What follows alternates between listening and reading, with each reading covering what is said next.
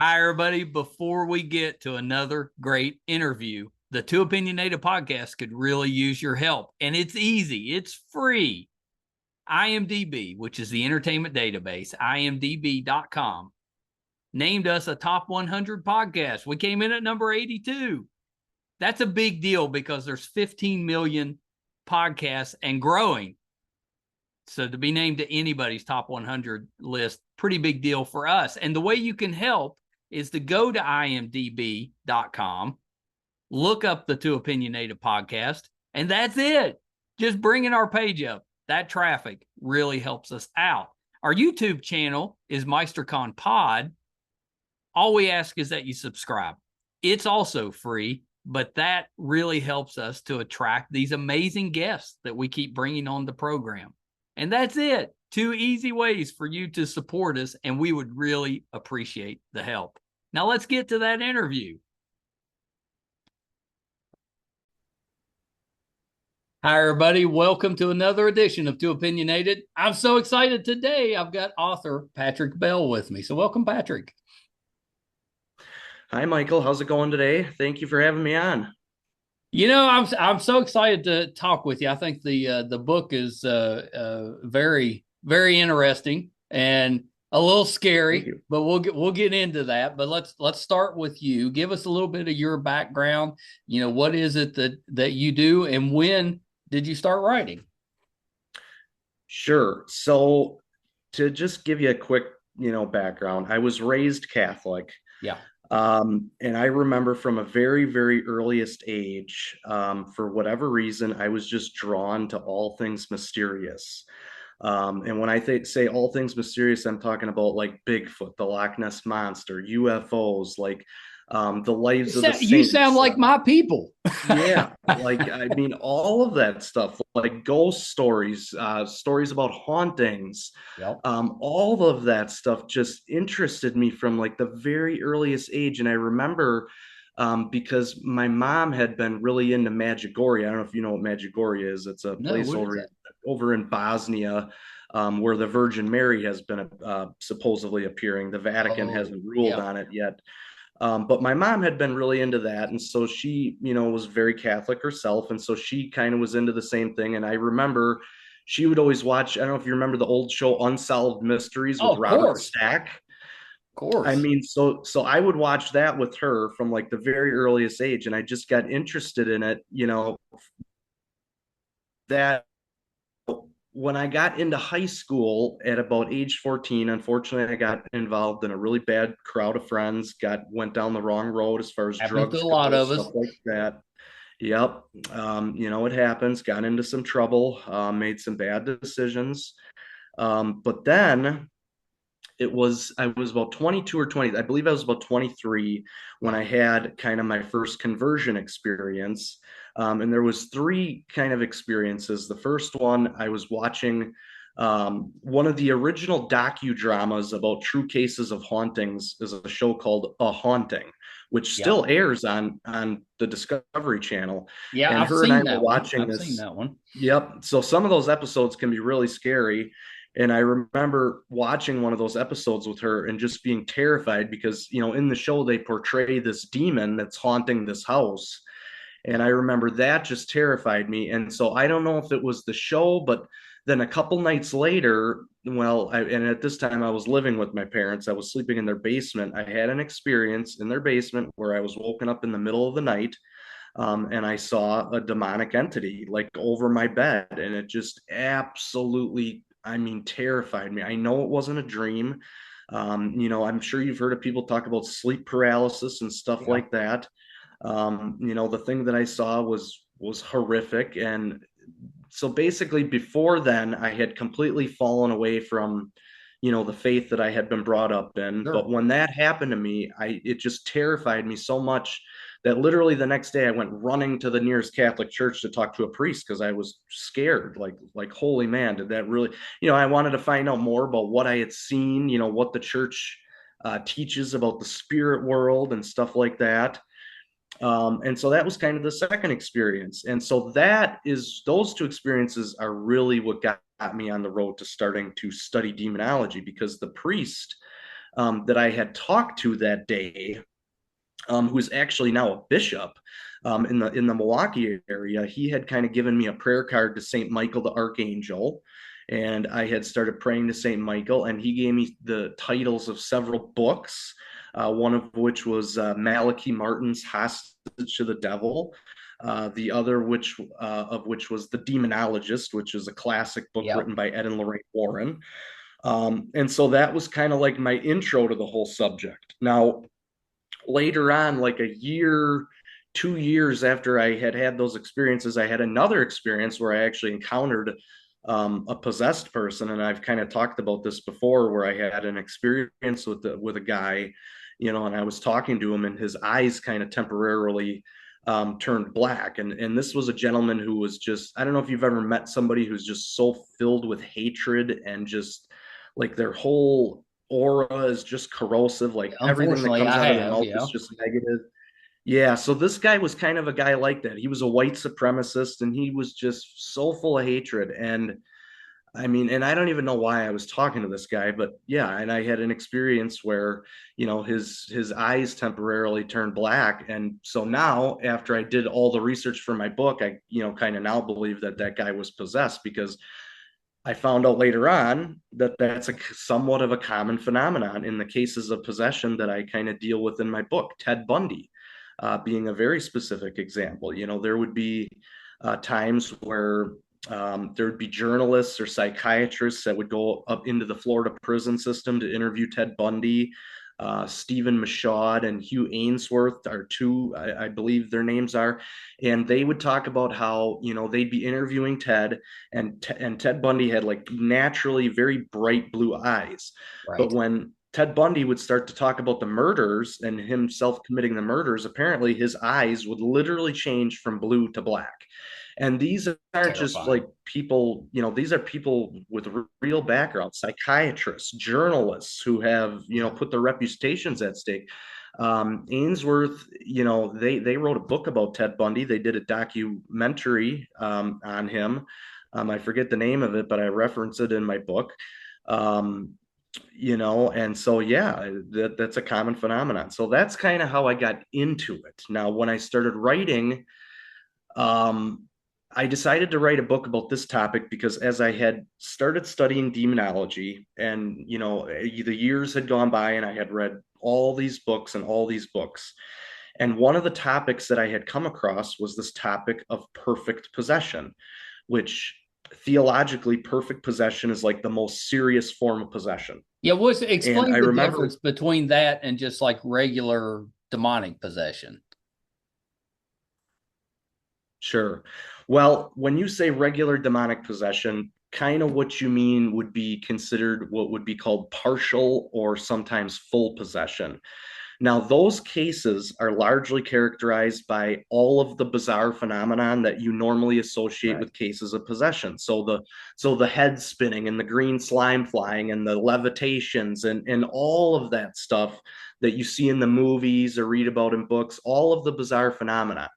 So what all of that stuff is really is that's a clash between a human will and a diabolic will. So cases of possession, normally how they start is the person themselves who becomes possessed, or another person has to open up some kind of door to the spirit world, right? Right. Once that door is open, and usually what that looks like is some kind of occult involvement, but it could be anything. It could be a trauma. I mean, it could be very serious forms of sexual sin, especially just, depraved things that people do. Any of those things can open up doors to the spirit world. Yeah. And so when a diabolic entity comes in and they go to work on the person, trying to get greater and greater levels of authority over that person to further the possession.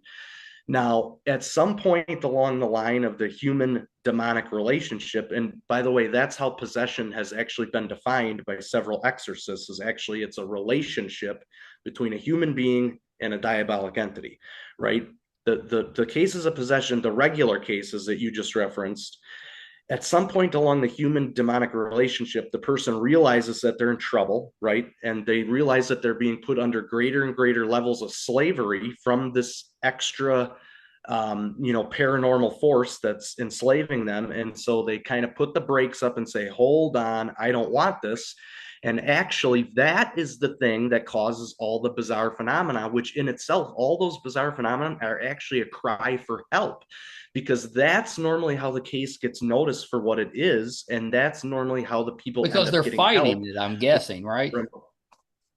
Say that again? I was just saying, is that because they're fighting that Correct. presence, so then it causes those other Precisely. things to happen? Exactly. Yep, exactly, Michael. So that's why, because it's a clash between demonic and human wills, and that it's like a cry for help. The person is like protesting and saying, help me, help me. And normally that's how they get help. That's how they end up finding a priest or a minister or Yeah. somebody involved, some holy person that's able to liberate them. Now, cases of perfect possession, in my book I kind of enumerate three different ways in which they can start: implicitly, explicitly, or they can start by a demon actually propositioning a person. So Right. in cases of perfect possession, the person, basically the difference there is the person just never puts up the brakes, right? The person, Yeah. in some cases, they even seek it out, right? Whether it's by some kind of satanic ritual or pact or collaboration, or believe it or not, pacts with the devil are 100% real. People really do enter into them. That would be the explicit form, when somebody explicitly requests, through some kind of witchcraft ritual, satanic ritual, devil worship ritual, Yeah, they're various doing it forms of more on ritual. purpose. Correct, on purpose, exactly. They're requesting it explicitly. The implicit form is more the person just lives a whole entire life of just varying forms of moral depravity. So I referenced Ted Bundy before. He would be a perfect case of implicit perfect possession, because Ted Bundy, was never an explicit Satanist. He was never involved in Satanism Right. at all. At least there's no indication from the studies I did of his life. Whereas several of the other serial killers I profile in my book did have that. The Chicago Rippers, Jeffrey Dahmer, Richard Ramirez, the son of Sam, all of those serial killers had explicit Satanism in their lives. Ted Bundy did not. He started out small, started, looking at pornography. He started, by being a peeping Tom and looking through the windows of women. Then he would start going through the garbages of women and stuff like that. And so then that escalated into more violent forms of pornography, until finally he was kidnapping and killing women and doing some of the most depraved, horrific things that you can imagine. Necrophilia. He killed probably 50. The official records say about 35 or 36, but personally I think he killed way more than that. Probably. Yeah. I um, mean, indications are there was probably more. yeah, right, correct. The problem is he was just a compulsive liar. And there was just, that goes to one of the signs of it, is people who are possessed in that way, they're compulsive liars. They literally don't know how to tell the truth, which is kind of one of the theological, signs of a diabolical presence. So Well, that's right. so that's kind of the difference. Is perfect possession, the people want it, they never protest against it. A lot of these people, they're evil from the very earliest age. For example, Adolf Hitler. There's a story about him. He got, so Adolf Hitler was raised Catholic, right? And about age 10, I think it was, he was confirmed at the Linz Cathedral. And there's a story about him that on the day that he was confirmed, that he was just mad. He was sulky, surly. He just looked absolutely disgusted by the whole entire thing, by being in the Yeah. church with the whole ritual. So basically, there was an aversion to the sacred in him from the very earliest age, which an aversion to the sacred is actually one of the classical signs of possession. Right. So some people are just, they just choose evil from the very earliest age, and it just escalates. But then some people, for whatever reason, whether it's they're seeking out money, power, fame, to some Mhm. people, that stuff is everything, and they're willing to give everything to the tune of their souls to get it. So Yeah, that's that's kind of the terrifying. That difference. all of that is just terrifying. And so you decided to write a book about the subject. So it's called Correct. "Slaves of Satan: A Sir. Catholic Analysis of Perfect perfect possession, diabolical subjugation, and the enemies of Jesus Christ, which is a mouthful, but it kind of tells you what the book's about. Right, exactly. So tell me a little bit about the book. We've been talking about this, but what exactly is the book about? So the reason I wanted to write a book about this specific subject, and I was kind of getting into this earlier, is because believe it or not, there's actually never been a whole book written about the specific topic of perfect possession. And you would think there would be, because like I said, it is the most serious form of possession. But when you really delve into the literature, the classic literature of demonology, right, what you'll find is that this topic of perfect possession, and also sometimes it's called diabolical subjugation too. That's what they call it over in Europe. There's a lot of Italian exorcist priests who call it diabolical subjugation. So it's the same thing. You would think there'd be a whole book written about it because it is a very serious form of possession, the most serious, and it poses a great danger to humanity because people possessed in this way are great dangers to other Yeah, of people. They kill course. people, they introduce evil into the world, they deceive people, they do all this. So that was really the reason, Michael, that I decided to write the book, is because when I started studying demonology, I noticed the topic, and what you'll find is that the topic is referenced, but usually only with like a paragraph, maybe a couple sentences. Usually it'll just be like, hey, yes, this thing, perfect possession, exists. It's the most serious thing, and that's like it. Nobody has ever done like a deep dive into it Right. and like examined every single aspect of it, like the ways it can happen, what it looks like, the elements of it, the signs and symptoms of it. Because remember, because there's four classic signs of classic possession, which is basically aversion to the sacred, Right. extreme strength, speaking in languages unknown to you, and occult knowledge, basically. But perfect possession has its own set of signs and symptoms, none of which include the signs I just enumerated. So I wanted to basically put the whole entire topic right together into Yeah. one source material. I wanted to take all of the authors that I could find that had treated of it, even cursorily, and just put it all into one source material. And I think I was successful at doing that. So when you say, what is the book about? I mean, that is basically what it's about. I mean, I kind of enumerate the three ways it can happen. Yeah. Then I kind of go into the seven, elements present in all cases of it. I go into the why it exists. What's the Why give me an example of an element? of an element. Yeah. So the human will is the biggest element. I mean, Okay. that's number one on my list. No case of perfect possession can be a reality without the human person saying yes to it, right? Gotcha. Whereas partial, more classical forms of possession, um, those cases can happen where somebody else, like say, puts a curse on somebody, and if that person is not protected, they can actually become oppressed, obsessed, and eventually possessed because of that. Cases of perfect possession, however, the human being absolutely needs to say yes to it. Right. They can't be like deceived into it or anything like that. It has to be a clear yes. They know what they're getting themselves into. Again, this is something that they want. They're willing to give up, their eternal soul, their eternal life I mean, for it. is the reasoning power? Is that the reason?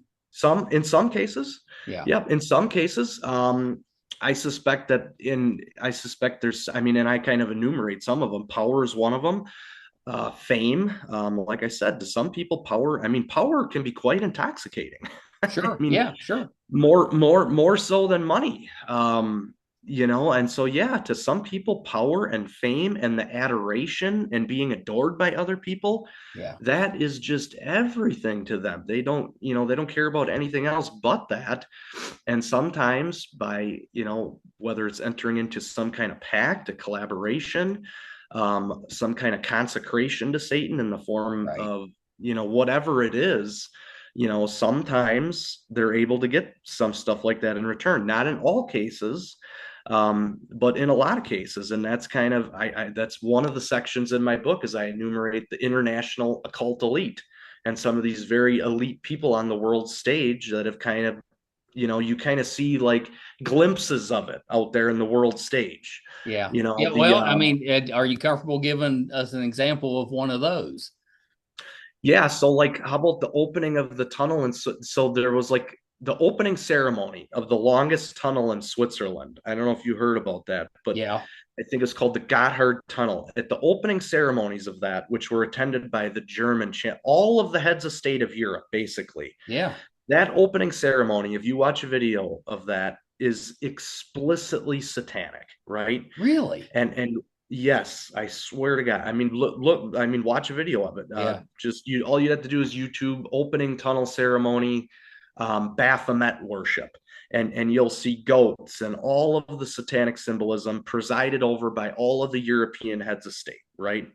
I mean, that's just one of them. Ooh. I mean, you have the Franklin scandal, you have the Jeffrey Epstein stuff, you have Right. the Mark Detroit affair. You have the that banker, Ronald Bernard, who was a Dutch Right. banker who basically came out and said all the same stuff. Like, yeah, I was a high level banker, and this stuff goes on.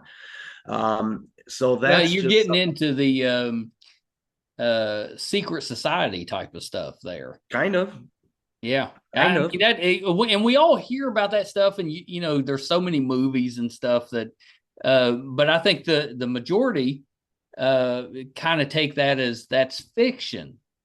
It's very scary if that stuff is real, but I'm guessing part of the reason that most of us uh were kind of skeptical about that type of thing is because the people that are doing it, they don't want you to know that they're doing it. Of course not. So Of they course want to not. be kind of under the radar with. Well, and just so you know, that's for a very specific reason. It's because they're these people's ability to do evil and to introduce evil into the world relies heavily on their camouflage, right? They portray themselves as angels of light. If people knew the true nature of what, of these people, Mhm. if they people, then they would run the other way, right? So they don't want people to know because again, their ability to do evil relies heavily on their Right. camouflage as good people, as angels of light. So basically, What so what kind of feedback have you been getting back from the book? Um, good. So far so good. Basically, people are telling me that it's a great book and that it's heavy, it's scary, it's kind of an eye opener. I've had Yep, several that's people. what I was going to say. Kind of an eye Yeah, opener. it's an eye opener. Any feedback from the Catholic Church? So yes, I've talked to several priests. They all said it was good. I've talked to an exorcist. He was a bit shocked about it that, I had, I mean, because I'm kind of because I had just kind of stayed under the radar for the whole time I Yeah. was writing the book. It's not like I was involved in like an exorcism team or really anything like that. So when I came out with the book, this priest was like, I don't even know who you are, but holy man, this looks great. And so, yeah, and that was for a reason. I kind of knew that I was going to get possibly attacked a little bit when this came out. And again, that's because I reveal a lot in this book that people just don't know about. And it's kind of a slap in the face to a lot of people and a big time eye opener. Does that Uh, worry you at all, putting that out there? yeah, of course. Yeah. Of course. Yeah. As I explained Why in do you think the Catholic Church performs exorcisms, but they don't really advertise it? I mean, why not just come out and be like, this situation happened, this we took care of it? Is it just um they don't want people to kind of be scared of that or panic about that? I think so. I think so because people have a tendency to get really incredulous about this whole subject Sure. and like breathless. Like I know, like for instance, Relevant Radio is like one of the biggest Catholic radio stations Mhm. out there. And whenever they have like an exorcist on the show to talk about this, people just call in and the people just get so worked up about this Yeah. subject. And so that is one of the reasons I think yes, because people just intuitively get scared. But at the same time, if you're a believer in Jesus Christ, you really shouldn't be scared. Now, I have personal reason to worry because I've already had some bad things happen to me, That's right.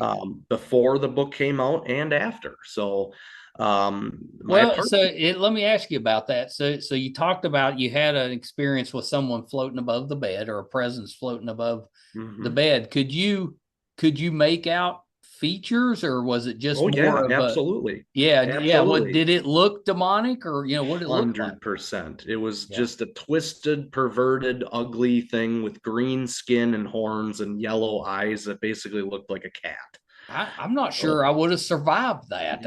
It would have mm, scared me to death if I woke up well, like that. like I said, there's a reason that I went running to the nearest Catholic church the next Yeah. day and had to talk to a priest because I was terrified, really terrified.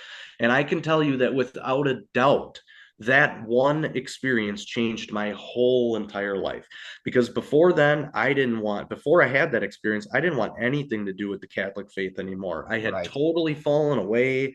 I was into drugs. I just was into all this stuff. I just didn't care about God. I didn't want nothing to do with God. And as a result of that experience, it literally just completely turned me on a 180, completely around. Why do So you yeah, think that experience happened? Do you think it was because you were kind of on that bad path and that may have opened up some type of door? I think it's possibly for two reasons. I think that could be one of it, but I also think it more had a lot to do with my mom's prayers for me to have a conversion. Because Yeah. as I told you earlier in the interview, my mom is a very deeply spiritual person. Yeah. She constantly So she prays, worried about you. very worried. And I know that she had been praying for me for years and years and years. And honestly, I think that probably had more to do with it. It was more of an experience that God kind of Yeah, he said, kind of "Hey, scared you straight, so to say. basically, yes, exactly. Kind of like a, hey, this is the road you're going down, and this is kind of who you're in league with if you're going to continue to go down this road of drugs and all this Well, stuff." did this presence just disappear? How'd you get rid of it? Did you close your eyes and it was gone? What happened there? Yeah. So I mean, it lasted for about 15 seconds, and Yeah. basically, like I locked eyes. So that's the thing that really, like, I guess was the scariest is like I locked eyes with this thing, Yeah. and I could just literally feel like this. It's hard to even explain what I felt. I could just feel like Terrifying. this unfathomable hatred just like radiating off this thing. Yeah. Like the word wicked came to my mind Yep. for some reason. Like that specific word It of sounds wicked. wicked or wickedness, like whatever this thing it was just wicked, pure evil. It wanted to destroy me. Not only did it want to kill me and destroy me, but it wanted to destroy my, soul in hell for all eternity. That it just despised God and was filled with nothing but hatred. I mean, I felt all those things. And after locking eyes with this thing for about 15 seconds, I think I was able to finally close my eyes, and then the experience ended. And by the way, it happened right at 3 o'clock in the morning, too. So that was kind of the other. Um, if you know anything about the whole three, the demonic does things in threes, Right. specifically to mock the Holy Trinity. Um, and 3 o'clock in the morning is the exact opposite of 3 p.m., which is in the Catholic Church is known as the hour of mercy, right? So 3 a.m. is kind of like the demonic hour, the witchcraft hour. I mean, that's when a lot of satanic rituals are going on out there. So it's kind of the exact opposite of that. If you read cases about haunted houses, you'll that are demonically infested, that's a very common phenomenon Yeah. where people will constantly wake up at 3 a.m. or 3:03 a.m. or You do 3:30 hear that a a.m. lot. You're right. Yeah. Yep. So my experience happened right at 3 o'clock in the morning, and I know because I had it, because when it ended, it was like 3:01. So I know that it happened right at three. So Wow. Yeah, and 15 seconds in that situation, that's a long time. very long time. It felt like an eternity. And Yeah, it, that's like I said, it was devastating enough to my psyche that it changed my whole life. To change a whole life, yeah. to just completely stop you on the path that you had been going on and just completely turn you on a 180. That takes a lot. I It mean, takes it a really lot. does. Well, and it gave you a purpose, and It did. that's so that to me does kind of lend credence to the fact that it was more of it came from God. It more of a glimpse of your future than 100%. an actual demonic force trying to do something to you. That's what it sounds like to me. It sounds like more this is a I'm straightening you out because I've got plans for you type of thing. I would, and the more, honestly, Michael, the more I've analyzed it over and over again, and believe me, I think about that experience a lot, even to this day. I kind of have come to the same conclusion. Like, again, I think this was something that God had just finally answered my mom's prayers. And hey, look, the prayers of a mother, That's right. Pretty let me tell strong. you, Pretty can be strong. very, very powerful. So, and yes, I think God said, and I think that, yeah, like you just said, he had plans for me and he brought about my conversion in that specific way so that I would start studying this subject. I think I was meant to write this book. And even though I've gone through a little bit of suffering because of it, I mean, that's okay. We all have to carry our crosses. Sure. It'll all work out in the end. But I'm proud of it. It's something. Was it difficult? Like, did you have obstacles to get it written? As far as like, so sometimes, yes, there'd be times where I would just go through bouts of depression where I just didn't feel like I could write at all. Then there was paranormal stuff that happened in my apartment while I was writing it. Oh, that's scary. I had a crucifix that was nailed to my wall, literally come off my wall and land perfectly upside down. Seriously. Yeah, literally came off my wall, landed perfect, and when it landed on the floor, landed perfectly upside down, which is almost impossible. And that was not the only thing. I mean, I had an Oreo box fly from my microwave halfway across the kitchen. I had several things, similar to that happen. Wow. Car issues, financial issues, just numerous things. Then the book So got did that like steal your resolve, or did it scare you off? I mean, you made the nope, it book, so I'm didn't scare guessing me it kind off. of you It hung it in there. didn't. I mean, believe me, it made me definitely stop and think. But I had also been warned though, because I remember when I first kind of told a couple priests about my undertaking of the study of demonology, I had kind of been warned about this, like, hey, just so you know, if you start studying this stuff, and especially if you try helping people that have demonic problems, and most especially if you start highlighting the activities of the demonic in a way that they don't want highlighted, expect to be retaliated against. Expect to be retaliated That's against. And I scary. had been warned. And so, yeah, it kind of made me stop and kind of like a surreal moment, like, Yeah. wow, this is actually happening. Because nothing like that had ever happened to me before. And when it happened the first time, the crucifix incident was the first time, it was just kind of surreal, I guess.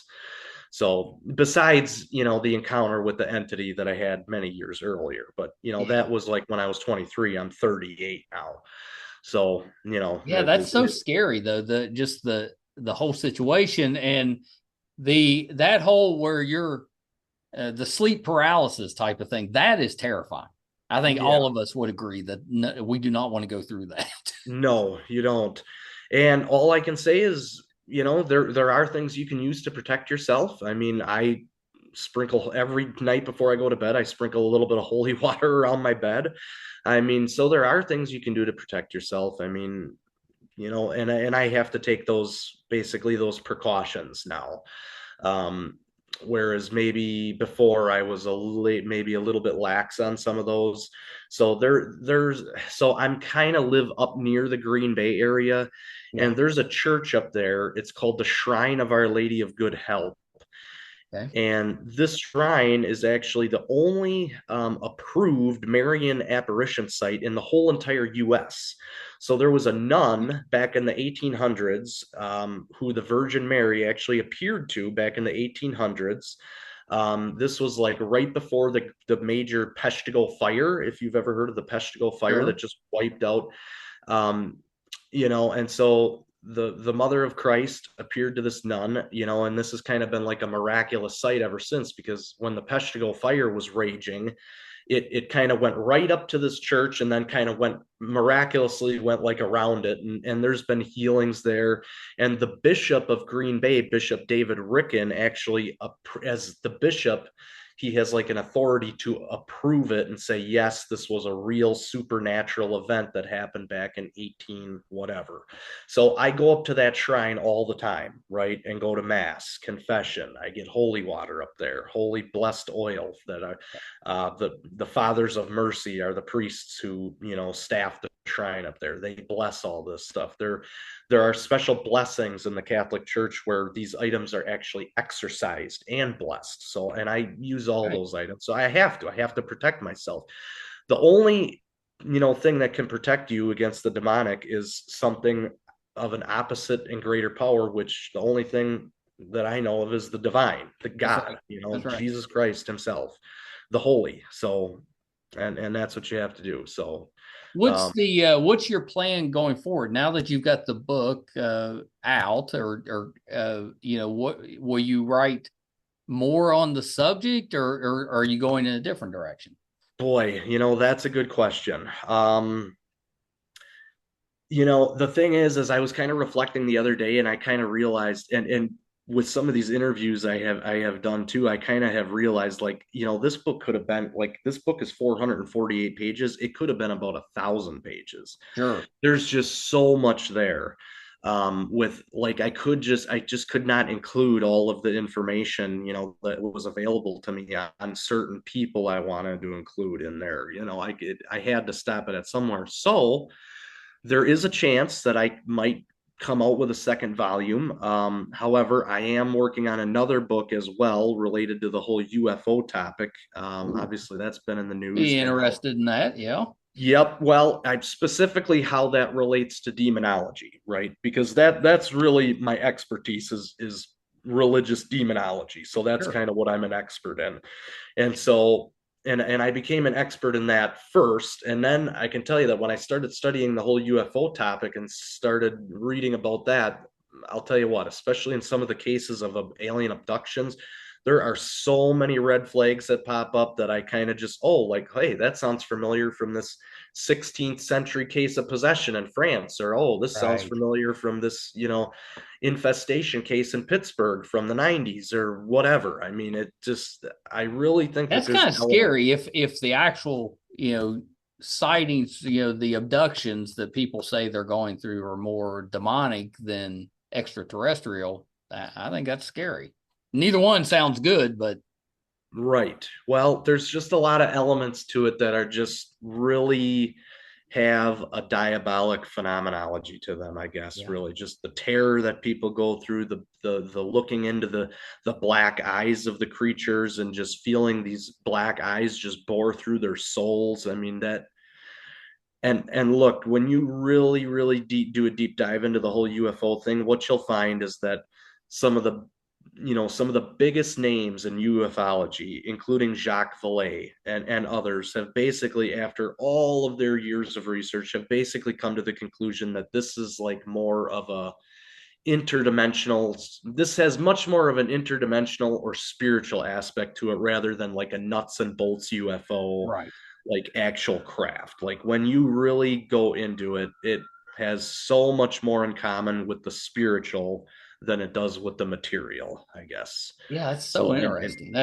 That's yeah, I'll be looking forward to that one too. And I appreciate you coming on the show, Patrick. I know we're just scratching the surface. So the yep. book is Slaves of Satan. Where can people get this? Where can they go to find out more if they're interested? Sure. So they can basically get the book anywhere. They can get it on Amazon, Abe Books, Barnes and Noble. They can get it on my publisher's website, shrineday.com. If people want to read my bio, they can go on shrineday.com, my publisher's website.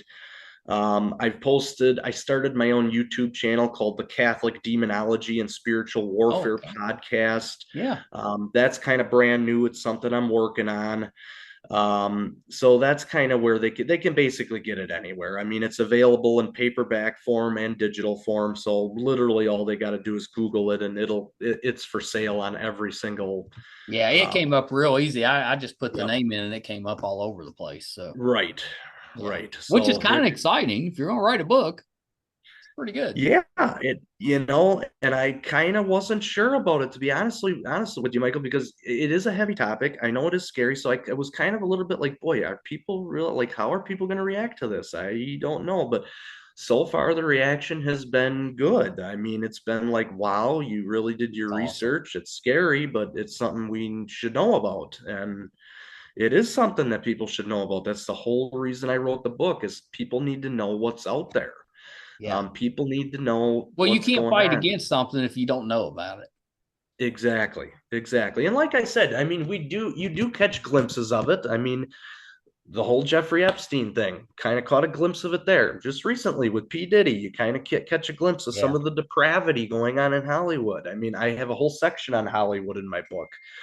Um, so you kind of just catch glimpses of it, but like you said, these people do what they can to remain hidden, and a lot of times the occult aspect of it is really swept under the rug. Yeah. But when you read my book, you kind of start to put the things together, and you kind of see, like, yeah, this is a lot of these things having some of them explicitly satanic, like the Franklin Saint scandal, the Detroit Right. affair, Ronald Bernard and everything that he said. And actually, what, one of the other sources of some of this information, Michael, is Catholic priests who are exorcists.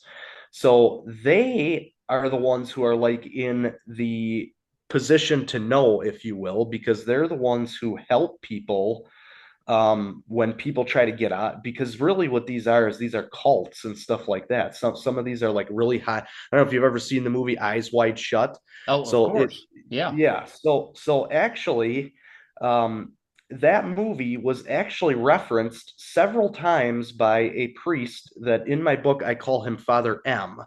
Father M has been an exorcist for like 40 years, right? He's like one of the most well-known exorcists in the whole US. I can't really reveal his name because he's not publicly known as an exorcist. Right.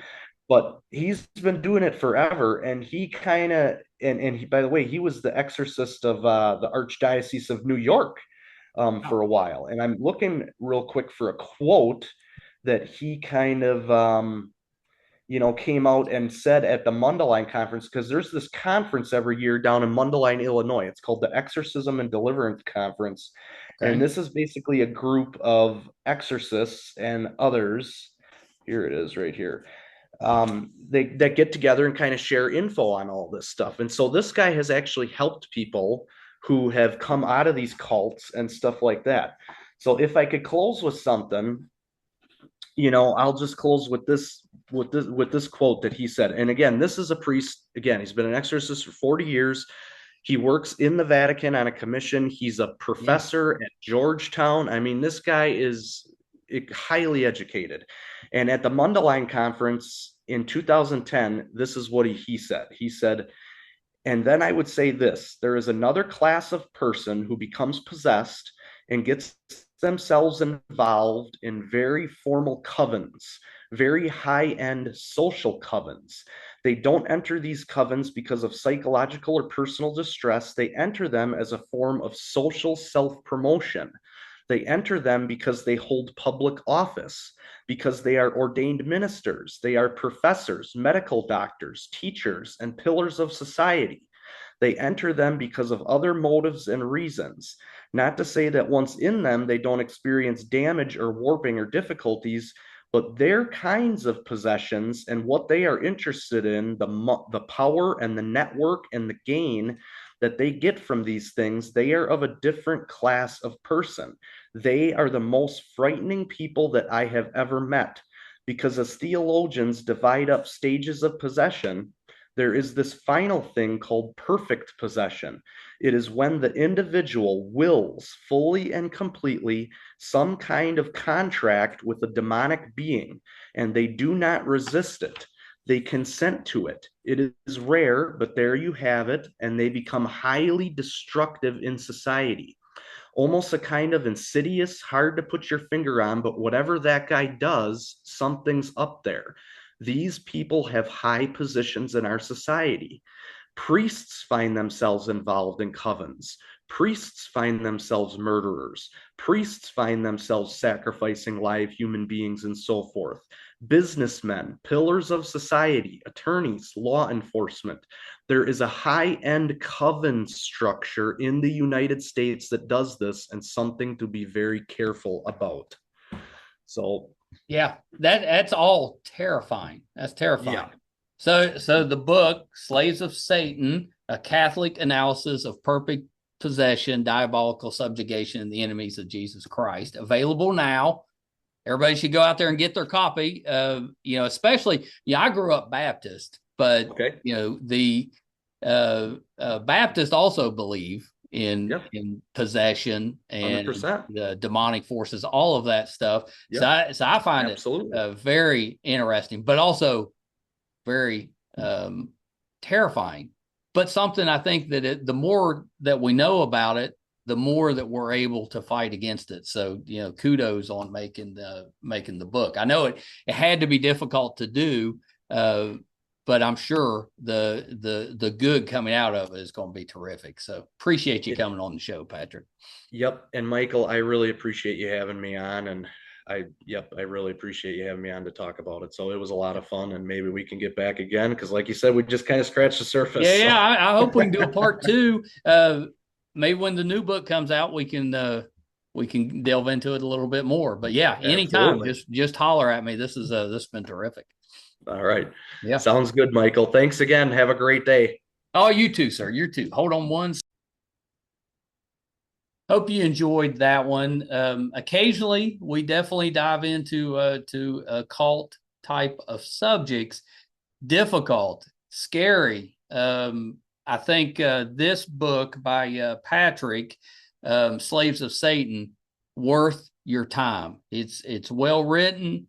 He really, I think, explains things more in a layman's term so you can understand. It's not for everybody. It is kind of scary, but I do think that's very worthwhile. Good for Patrick for putting it out there. Hope that you enjoyed the interview. If you're finding us for the first time, our YouTube channel is MeisterCon Pod. Please subscribe. Really helps us out. Our website is meistercon.com. So please check us out there as well. Thank you guys so much. Till next time. Bye, everybody.